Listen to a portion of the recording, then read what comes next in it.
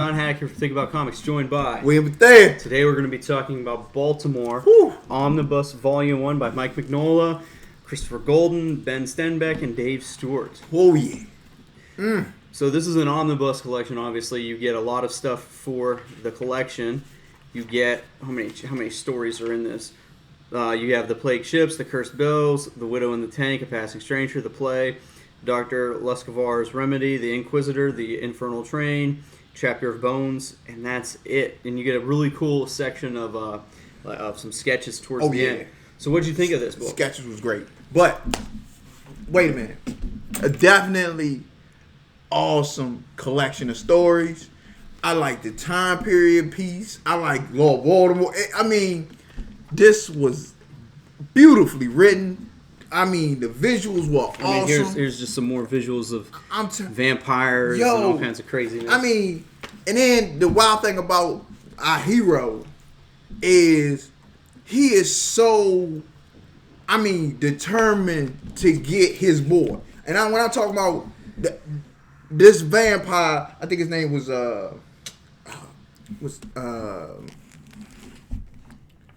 not Balls. But anyway, he went after him for years to try to get this dude. I'm telling you, because the guy killed everybody he loved. The guy killed the guy systematically destroyed Lord Baltimore's life. And then it became, I gotta go get him to end it.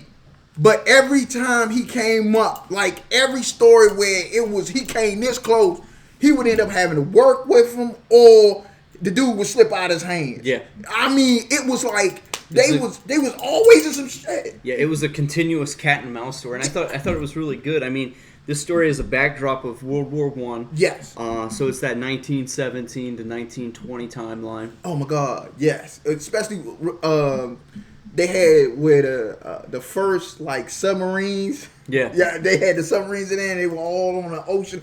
Yeah, just the time period pieces, the way they was drawn on there made me like, oh wow. Yeah, I mean, this book looks like, like if you've ever read Hellboy or anything that Mike Mignola's done, it resembles that same dark tone. The art reflects it completely. This Lord Baltimore, basically, he's a World War I veteran. Like B said, he loses everything to this vampire guy, and he's a badass. I mean, he is pretty much a retelling kind of a Van Helsing story. Yeah. Oh, but a lot more gritty, a lot more just vicious. This guy, he really feels like it's the Punisher, but for monsters. Yes.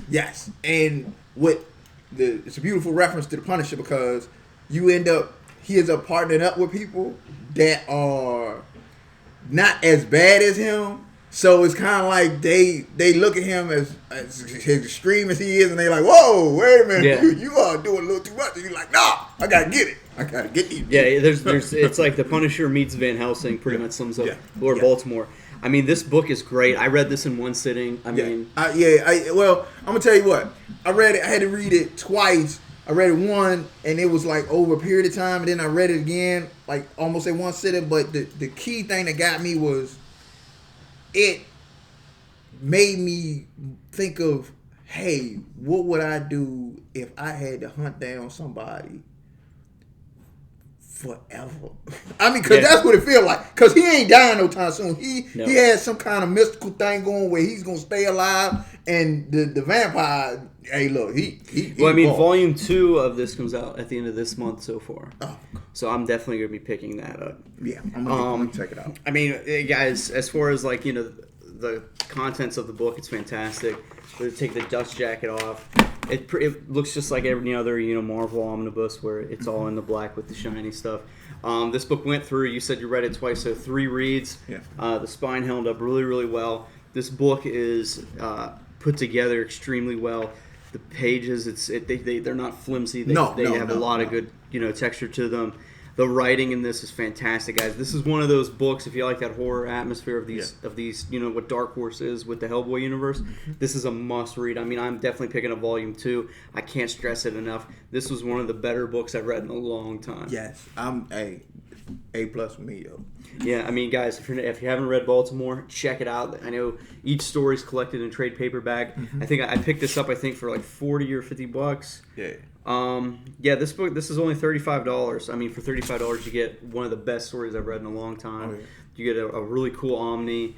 It's definitely built to last. I mean, what do you got? Well, I just want to add that not only are you getting the Baltimore story in this, but you're also getting, like, there's a professor. He's trying to solve certain ailments, and you see his decline and then his almost rebirthing. There are other rich characters in here that get some light, and even though, like, the Mystic and her daughter, they may be in here like that, but their story you get. And it hits you. You know what I'm saying? You like the people you can't. You like, ooh. I think they did that just because, I mean, when you look at Lord Baltimore, he has that Punisher aspect where he doesn't say much. He keeps to himself a lot, and the characters around him bring out more emotion, more character story driven, more character development because of these characters that he interacts with. I think, like you said, the backdrop on these side stories that are taking place, going on with the main story, are fantastic, and it just adds more depth and more rereadability to this book. Pick up. Yeah, but that's it. Get with us, guys. Give a like, give a subscribe, hit us up in the comments section. Let us know if you read Baltimore, and always, guys, be safe. Keep reading comics. Yo.